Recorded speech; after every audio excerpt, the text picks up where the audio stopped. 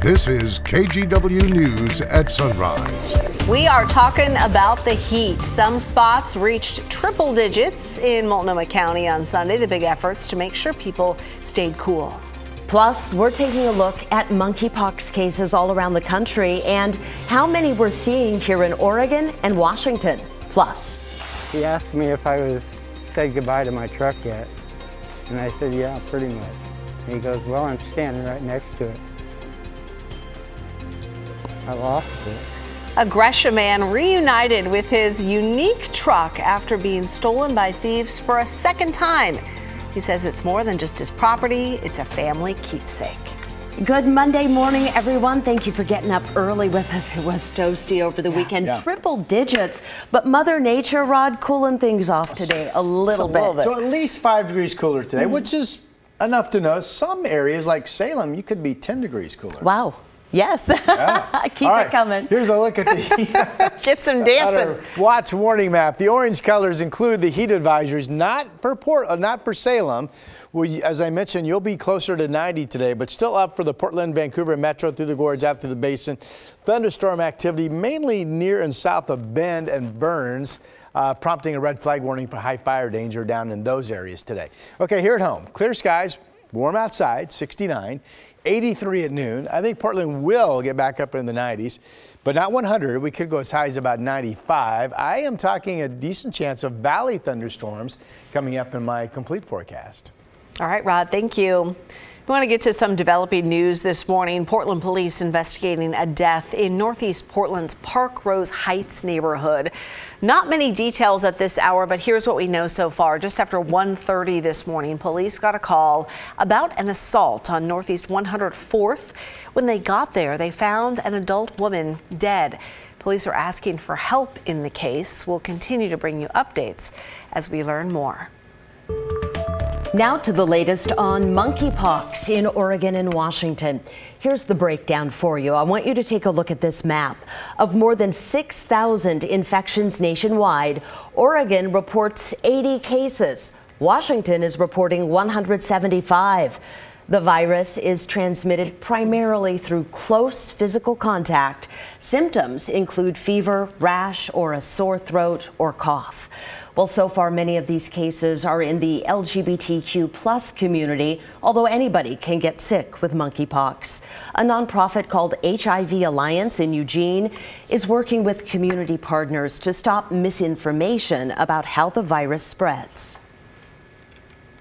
And I think what most public health officials are concerned about is that we end up in a situation like we did with HIV/AIDS, where the broader public sees it as an LGBTQ disease and kind of doesn't fund it from a public health perspective, kind of ignores it from a social perspective, and the resources aren't allocated to contain it before it spreads to the general population. HIV Alliance also says it's working with state health officials to distribute more doses of the monkeypox vaccine. Well, the former head football coach at Washington State University has followed through on his plans to sue the state for wrongful termination. Back in October of 2021, Nick Rolovich was fired for not getting a COVID vaccine, which at the time was the policy for state employees. He was the highest paid state employee subject to that mandate. Rolovich has now filed a tort suit, so that means the state has 60 days to review and respond to the claim. Once those 60 days pass, a lawsuit can be filed. At the time, Rolovich applied for a religious exemption for the vaccine, which was denied by WSU, saying it couldn't make accommodations if he was unvaccinated. Here are some of the other headlines that we're tracking for you this morning. Wild video from Washington County as deputies arrested a man accused of leading them on a chase and crashing a stolen car. Authorities tried to stop the man for reckless driving Saturday morning near 185th and TV Highway in Aloha, but the guy took off. Home surveillance video recorded the car slamming into a fence, and then a struggle ensues. The driver is facing a number of charges, including resisting arrest and a parole violation.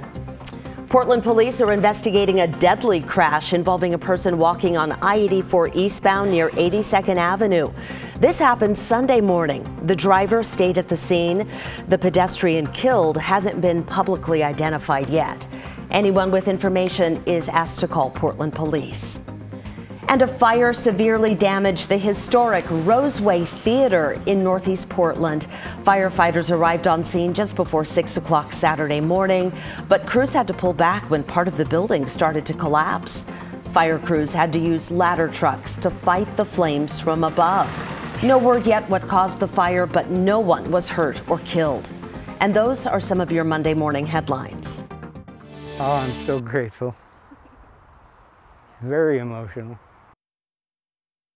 A Gresham man's unique pickup truck was stolen on Saturday night. It's the second time it's been taken right out of his driveway. Police did find it Sunday morning, but as Blair Best reports, that pickup is more than just an old truck. From its paint job to the make.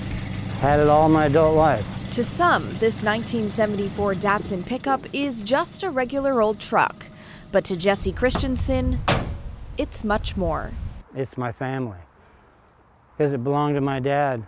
Every scratch, every dent tells the story of the years Jesse and his father spent in the truck working as a team. It's my dad. We built houses with this. I remember my dad coming to pick up me and my friends from the park after playing in the water, and we rode in the back of the truck. But 3 years ago, the story of this beloved truck took a turn. It got stolen out here 3 years ago. Police found it about a month later at a nearby homeless camp, but it was seriously damaged. Oh, they tore the hood off of it. They painted it all black, like having my dad ran over by it. Jesse spent the past 3 years repairing it. I just now got everything put back into where I could start it and drive it. But last night, the unthinkable happened. Took it again. He noticed it missing at 6 this morning. This time, his daughter knew just what to do. We had to act fast. So I got up, grabbed my laptop, and I started looking up how do we report it. A few hours later, police found it parked outside a local hospital in the area. He asked me if I said goodbye to my truck yet. And I said, yeah, pretty much. And he goes, well, I'm standing right next to it. I lost it. I had a good cathartic cry when we found it. We both did. Call it fate or good luck. But this old truck somehow manages to keep making its way back home. Something else out there, heck, even my grandfather was probably helping. You may see a fun little thing to take on a joyride, but this is family. It's very important to us. Thankfully, this time his truck wasn't damaged, but about $500 worth of his tools were stolen from the back. This morning, he was installing a steering wheel lock and other safety measures in hopes of it never being stolen again. Blair Best, KGW News.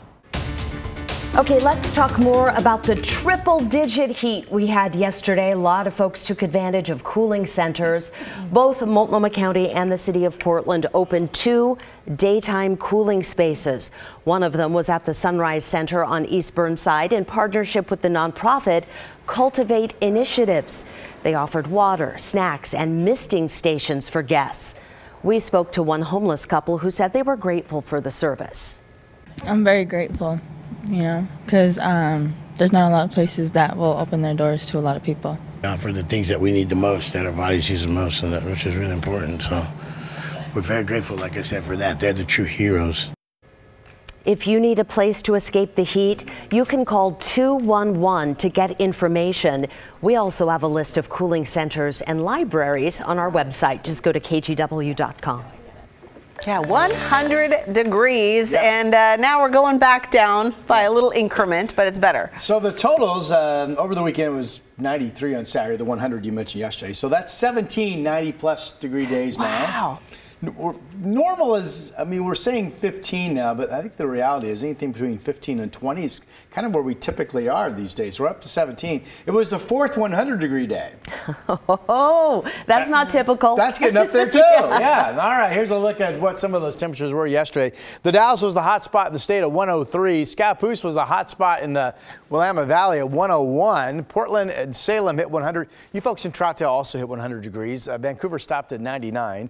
Kelso, Longview, 95. And it was warm and sunny at the coast in most locations. Astoria made it up to 88 degrees yesterday. Now today, at least 5 degrees cooler up and down the I-5 corridor. In some areas, it'll be quite a bit cooler than that. So it's going to be hot, but I think cooler enough that you'll notice it's not as bad.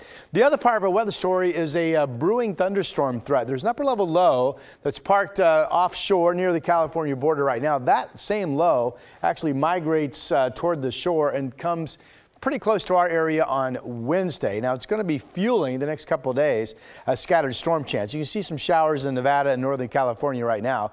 Futurecast shows scattered showers with a threat of thunderstorm activity in central Oregon later today. This is 4:30 in the afternoon over the Cascades. And then even overnight, here we are at 1 a.m., it's showing a shower threat all the way up into the Portland metro area. So maybe some spotty stuff overnight tonight. Now, the thunderstorm activity really gets going tomorrow. Here we are at 4:30. Look at the bright colors, heavy rain showers, a lot of lightning, southern, central Oregon. And then tomorrow evening, this brings possibility of not only some spotty showers, but some thunderstorms into the I-5 corridor. There we are at 8:30. Here we are nearing midnight tomorrow night. And there's one out in Yamhill in Washington County. So we'll keep an eye on all of that. All right, temperatures out there this morning, 58 Salem, 57 down in Eugene, but it's 69 in Portland, still 64 degrees out in the Dalles. Forecast numbers for this Monday. Maybe staying shy of 90 in Salem. Forecast miles give you about 89. Again, yesterday you hit 100, so you're going to notice that cool off. And then up into southwest Washington, quite a bit warmer. 95 Vancouver, 92 in Battleground, 80s up in the Longview area. We go 95, 91. There's that storm chance into Wednesday morning with clouds breaking into some sunshine. Only 80 on Wednesday, so there's the big cool down. And then right now it looks pretty comfortable the rest of the week. That is your forecast. We'll be ready for it. Thank you, sir. Coming up this morning, the life-changing gift that allowed an Oregon City woman to hear clearly again. We'll tell you about the program that made it possible. Then the KGW School Supply Drive is going on now, and so far we've raised enough cash and supplies to equip over 1,000 students ready for fall. And one of the best ways you can help is to just donate online. Go to kgw.com/school and click Donate Cash. When you give online, you'll receive a Columbia Sportswear Employee Store Pass. We want to thank On Point Community Credit Union, Safeway Albertsons, Intel, and Dick's Auto Group for everything they're doing to make this year's supply drive a success.